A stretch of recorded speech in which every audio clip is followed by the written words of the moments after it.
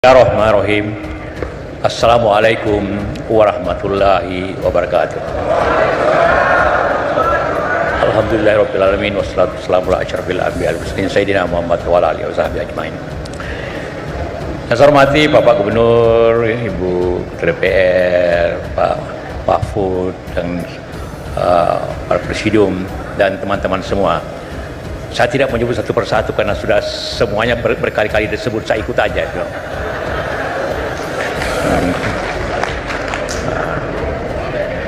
Pertama, kita bersyukur dan bergembira bahwa malam ini kami memulai mengawali silaturahim, munasnya dengan silaturahim atau reuni juga. Kalau para alumni itu reuni, itu biasanya tergantung kepada angkatannya.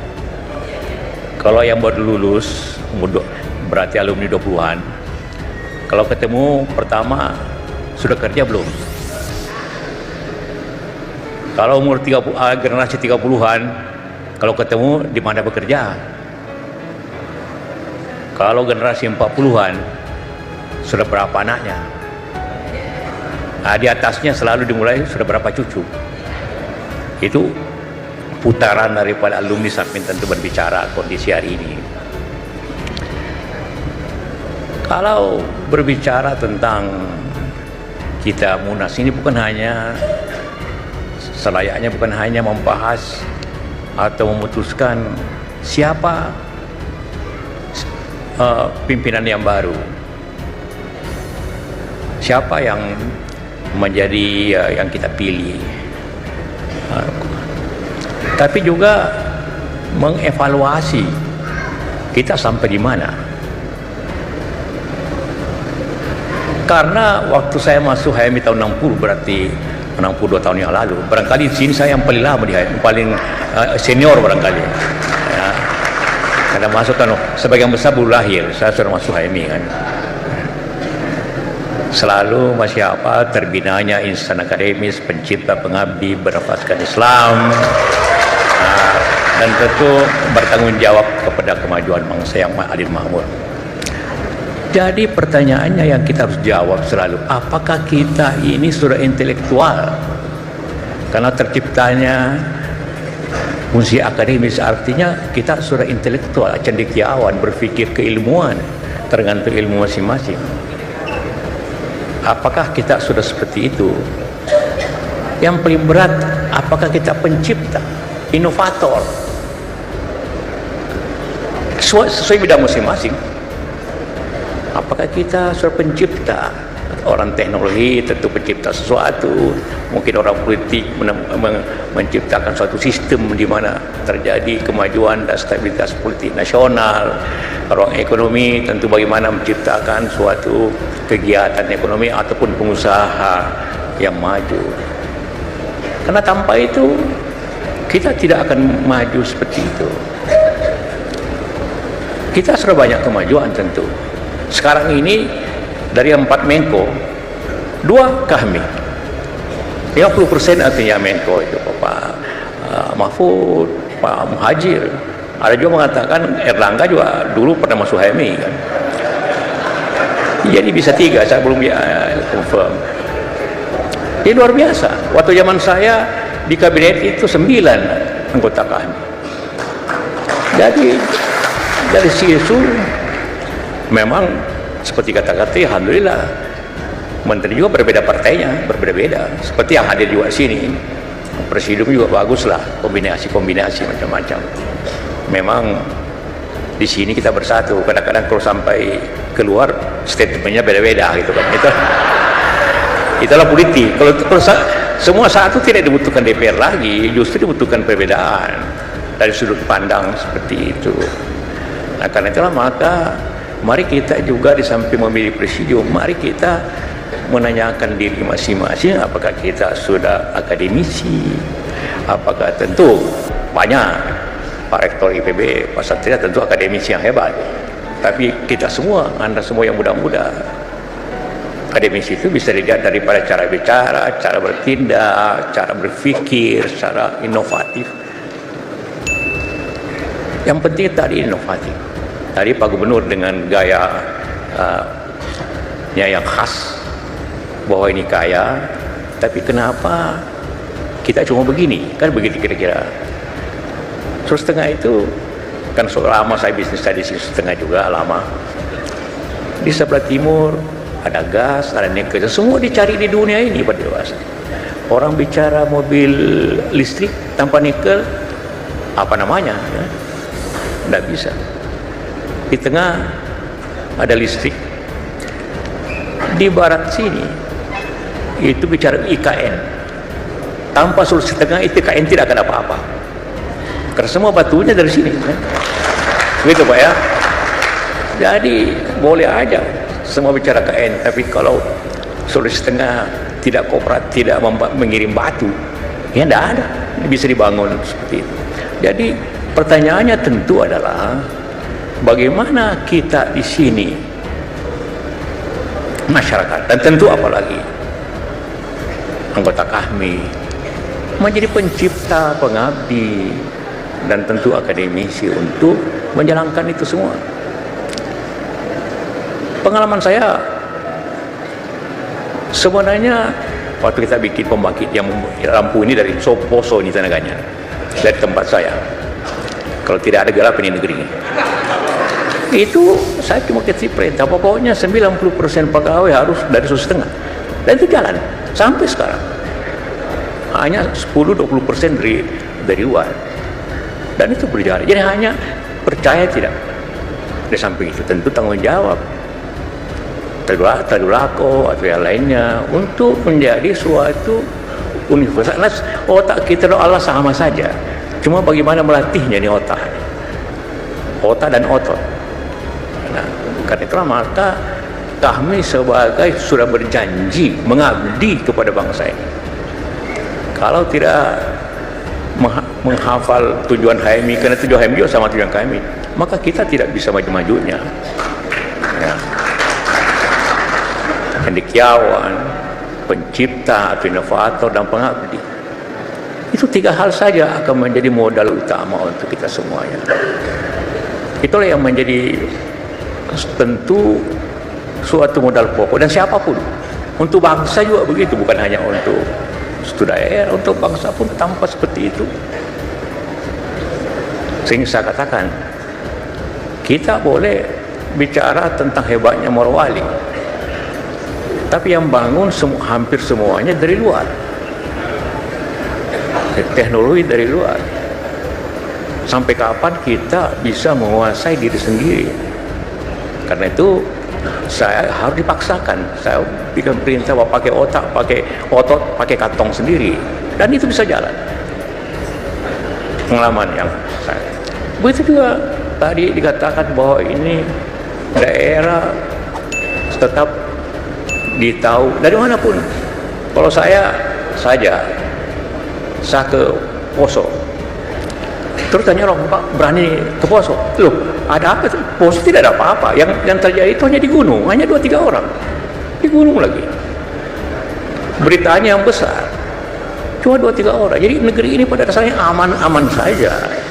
Kalau tidak aman, mana mau saya orang datang investasi begitu besar di sini, begitu besar.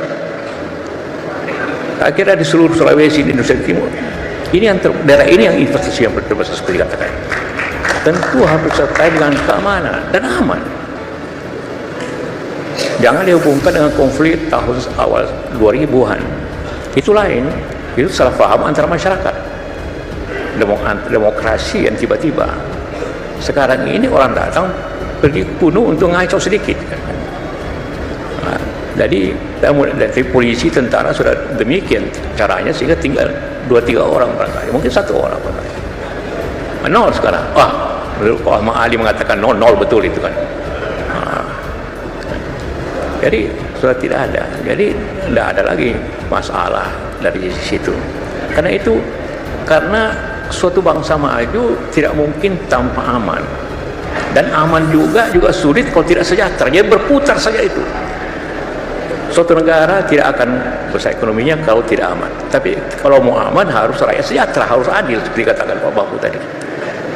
Nah, kalau sudah aman, ini tinggal kemampuan penciptaan kita. Penciptaan itu harus didorong, kalau perlu dipaksakan. Seperti itu. Waktu kita bikin pembangkit hampir nanti 1000 mega, saya paksa tidak boleh ada orang asing kerja di sini, harus orang Indonesia sendiri, dan itu bisa. Semua tidak percaya. Jadi itulah fungsi kita sebagai pencipta, pengabdi, bukan yang lainnya. Kalau ini tidak tercapai, buat apa kita ada di sini? Buat apa kita masuk HMI? Kami itu keterpaksaan sebenarnya. Kalau kita masuk HMI, melamar kan, mendaftar. Kalau masuk HMI terpaksa karena kita sudah tamat, mau apa lagi? Menjadi kota kami. Jadi sini kan tidak pernah ada mendaftar menjadi kota kami, karena sudah tamat otomatis saja. Kan? Jadi artinya bahwa ini juga kewajiban membuktikan bahwa benar nggak waktu HMI kita bekerja di sini. Tentu saya juga setuju bahwa dilaksanakan ini. Jangan hanya mahasiswa, dulu kita juga demo, tapi jangan, sudah cukup lah cuman dulu. Jangan pula HMI itu seakan-akan pendemo. Kalau tidak demo bukan HMI, salah juga itu. Sedikit-sedikit boleh lah.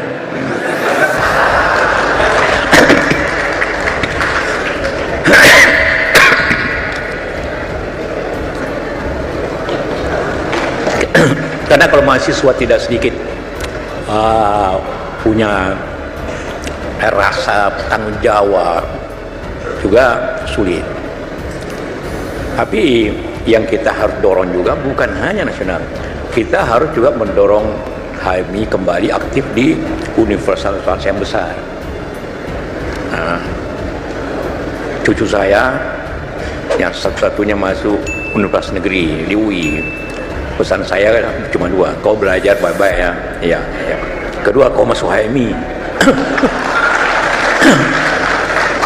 Kenapa saya mesti HMI? Kalau kau masuk HMI banyak temanmu di mana-mana.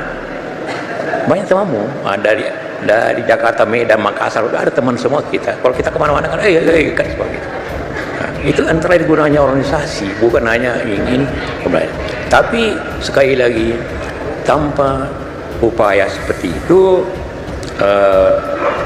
upaya betul-betul berpikir kemandirian, meningkatkan keilmuan, meningkatkan tingkat akademisi kita, meningkatkan pengabdian kita, meningkatkan inovasi kita, maka kita hanya akan menjadi pembeli teknologi atau hanya pemakai teknologi, tidak pernah bisa menjual teknologi memakai teknologi.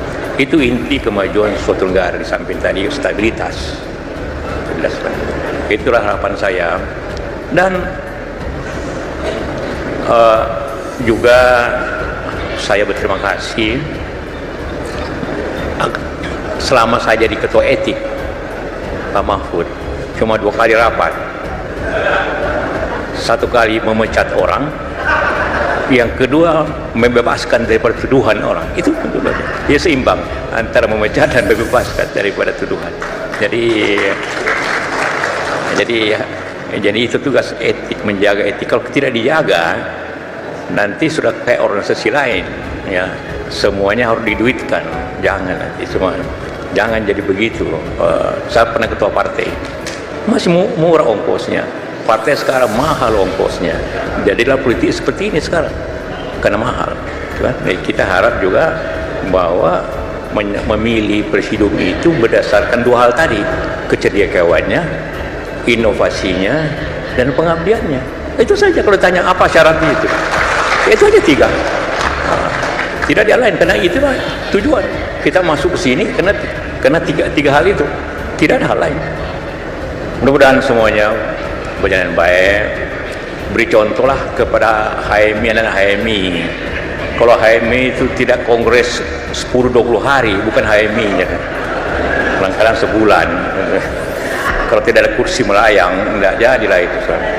Jangan diajar seperti itu, atau jangan mengajar kita seperti itu. Seperti itu. Emi memang dekat lah. Kadang-kadang istri saya ada anak muda 20 tahun, tiba-tiba berteriak, kanda.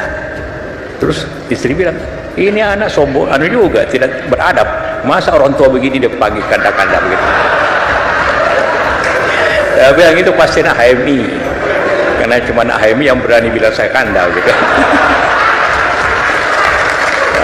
Apa sekarang? Jadi saya pikir-pikir tadi, saya terpaksa bicara adinda semua karena mungkin tidak ada kanda saya lagi di sini.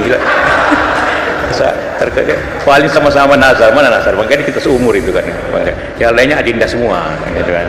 Jadi itulah gaya itu dijaga semua supaya ada sifat kebersamaan. Gitu. Terima kasih. Wabillahi taufiq wal hidayah dan selamat munas untuk kebaikan. Terima kasih. Wabillahi taufiq wal hidayah. Wassalamualaikum warahmatullahi wabarakatuh.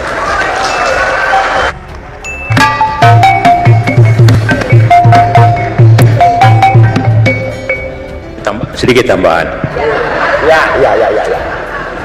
Saya bersyukur bahwa selama ada kami, mungkin sayalah yang paling tinggi pangkat di negeri ini di kami. Ya. Kita belum bicara, kalian sudah berteriak. 2 kali jadi wapres. Mudah-mudahan di masa datang ada kami yang lebih baik dari saya. Itu aja.